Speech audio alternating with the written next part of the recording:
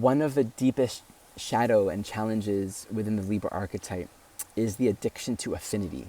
So affinity is, I love the way we feel. I love the connection, the sense of resonance.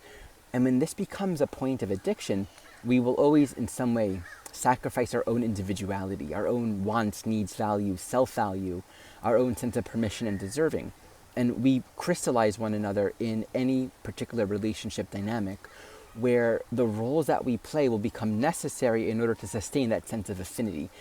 The addiction to affinity as its own goal is a way of providing security. I feel good. I feel in balance with myself. And that's the issue here, because I feel in balance in relationship. When things are out of balance within the Libra archetype, it can be very hard to feel settled within oneself. Right? Anyone with a lot of Libra might know this. When a relationship, or anyone with Venus in your chart, and it's all of us, we can all relate to this in some way.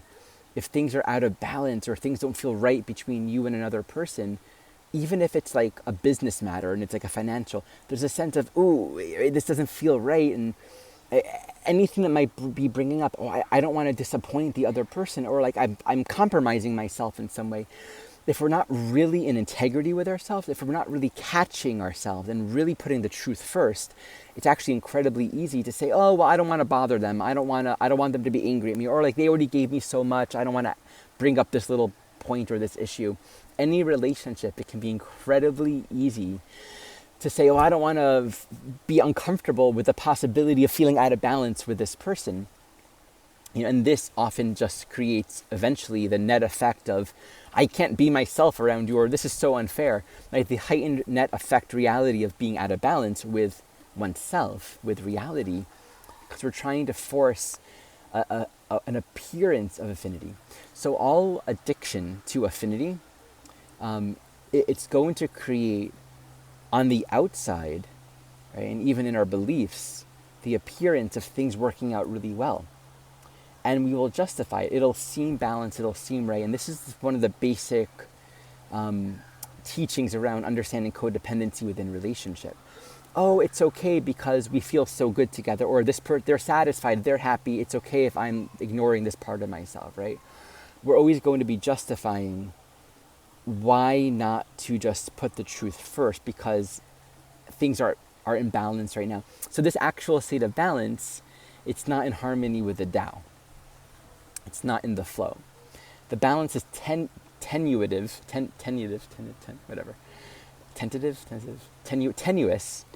tentatively tenuous, and requires that we don't shift our ego structures too much in order to break it up. Times like this, South Node in Libra, North Node in Aries, this Venus retrograde, lots of strong aspects. Of course, these patterns are what's coming up right now. And the basic invitation, the basic teaching here is what happens when we embrace our individuality and we embrace the fact of our differentnesses in any relationship. Two people will want different things. Two people will not see and have the same perspective on all things. That's normal. It's because we're not the same person. We have different soul realities. And really, when we get down to it, if two people were in total affinity in regards to everything, there actually wouldn't be any point of attraction. There would be actually no relationship at all. So there is always this need to be embracing the reality of differentness. And when we embrace this reality of differentness, it brings up something that we can't control. And this is really the point of what I'm wanting to bring forward here. When we embrace our individual desires or wants or needs or preferences that don't fit into a sense of shared agreement or shared mutuality, it says the relationship itself needs to open up and create more space for that which is not inherently about the relationship itself. What happens when I embrace more of who I am, more of what I want, more of what is authentically, indigenously myself, and I don't allow my mind to either fall into the dualities of compromise, well, I can't do that, they don't like that, or that means we won't do it together, or that means I'm going to be starting my own business product and I'm not sharing. It's like all the different ways in which we'll think being ourselves equals separation. So we'll compromise it, or we'll say, I need to be myself. This person isn't compatible with me anymore. And so we create separation in that. What is it like not to create separation? but just to embrace what is. The specialness of what we're trying to be for one another. I need this to be special and important and meaningful, and this thing that like I'm trying to hold on to and control and organize really, in a sense, keeps us from just what is. I was listening to a talk recently, and the two people speaking brought forth this really fascinating distinction between agreements that manifest within a relationship and covert and overt agreements. These are the words that were used. So overt agreements are what's consciously shared and intended between two people. This is what we're going to do. Here are the parameters, the terms, the agreements, the intentions, right? If there is some way in which the structural reality of the agreements aren't really inwardly agreeable, but that's not being addressed, right? If it's not actually being met, and this takes maturity and clarity to say, this doesn't feel right, let's revisit the drawing board, or, I agreed to this, but there's a nuance here that needs to be addressed. To do that without going into a separated mindset, it's almost easier to not do that and to just go along with, it feels good, I don't want to ruffle the feathers, right? But when we just go along with that, the psychological tendency with this human species of ours is to then subconsciously find a way to do things that will kind of bring us back the freedom and the agency that we're losing by way of not being authentic with ourselves. So that's where we'll make these covert agreements that said, okay, you're going to do this, I'm going to do this, we're going to agree to do these things, but because I'm not actually feeling good about it, I'm going to insult you, or I'm going to secretly steal some money, or I'm going to, spend half of my time fantasizing about starting a completely different business line, but not talking about, it's like all these little ways in which we're trying to reestablish freedom. I knew someone that had this funny habit of whenever their spouse wasn't home, they would park in the middle of the driveway. Normally it's like one car on the left, one car on the right, and it's like a big driveway.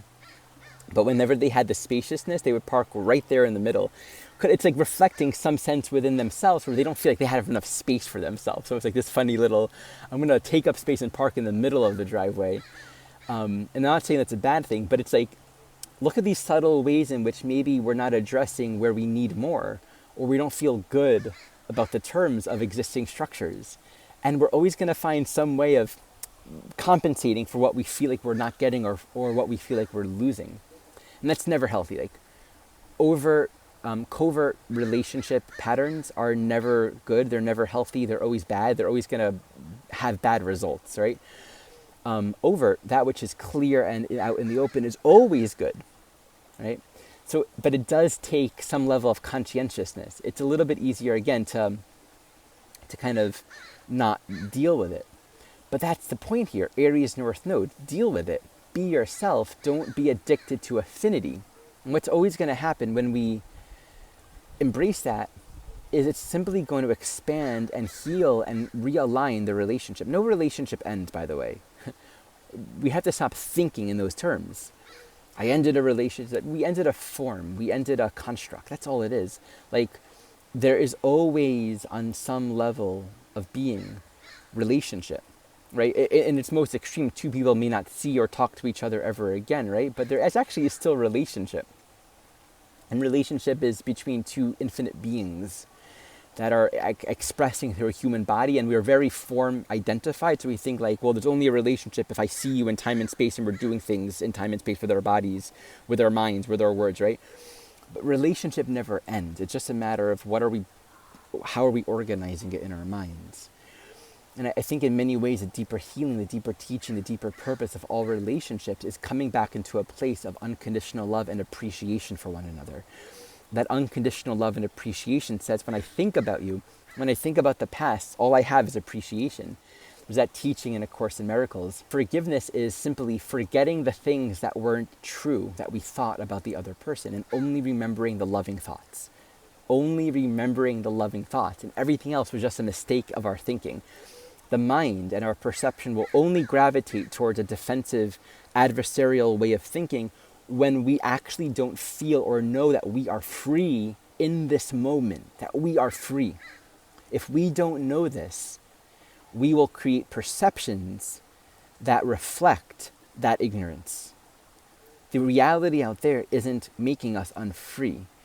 This is one of the most powerful things I think we can always learn. I'm always learning this, and the power of it. So as we embrace the reality of our individual uniqueness, it's always going to create a new expansive container or dynamic within each relationship. The context of the relationship enters into a greater dimension of possibility and growth and expansion. And the key here is we're not controlling it. The addiction to affinity has a lot of control. This says in some way the necessity to embrace some level of anarchy, Aries North Node, right? Like the nature of the Aries archetype is sort of reckless and chaotic in the sense that it's doing something new, it's going somewhere new, and you're on your own. Like you've never been here before, no one's ever done this before, and no one's going with you. Embracing that quality, which also might mean embracing like some level of aloneness, and we all have our own struggles with embracing that. Like, what does it really mean to be the only one here or to be alone here?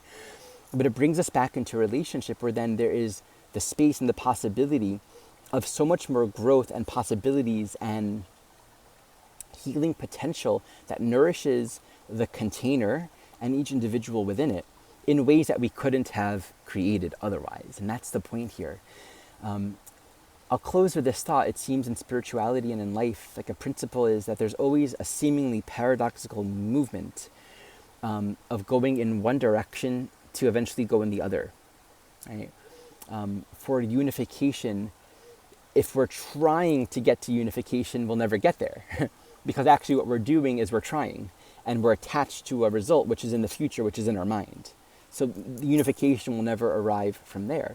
So it seems that to get to unification, we actually seemingly need to let go of it and seemingly not unify, but actually it's allowing for the truth. We let go of the attachment, and it might look like we're not getting there, like the labyrinth. We're like, oh, you're so close to the center. Now you're all the way back at the perimeter. But actually in time, if you keep on walking the labyrinth, you will get at the center. This principle seems true in all regards. And the letting go of where we want to be so we can actually get there. The letting go of the thing that we want so we can actually receive it. The letting go of the affinity that we're addicted to so we can feel good about our lives right now and actually feel wholly ourselves and completely present in the next moment within a relationship. To actually feel who we are and in attaching to where we want to be and how we want to feel and the experience we want to have, we subconsciously keep ourselves from ever actually, truly, authentically getting there. It's beautiful, it's poetic, right? To arrive where you want to be, always start with where you are. Anything else is just wishful thinking and it's inauthentic and doesn't actually work. And the moment we allow ourselves to be where we are, we allow for experience to emerge spontaneously. Life will emerge spontaneously. The next direction, the next point of guidance will emerge spontaneously because we're not attached to some idea of future satisfaction where things will look the way we're wanting it to look. That's always a teaching. Seemingly let go to actually get there. Okay, thank you for watching. Reminder, the chart interpretation course just began. We're in our first 2 weeks on segment 1. Enrollment's open for a little bit, just for those who are already studied in the basics of evolutionary astrology. Get in touch if you want to explore that. And the Evolutionary Astrology Online Conference is now open for enrollment. Check it out in the description below. And much love to you all.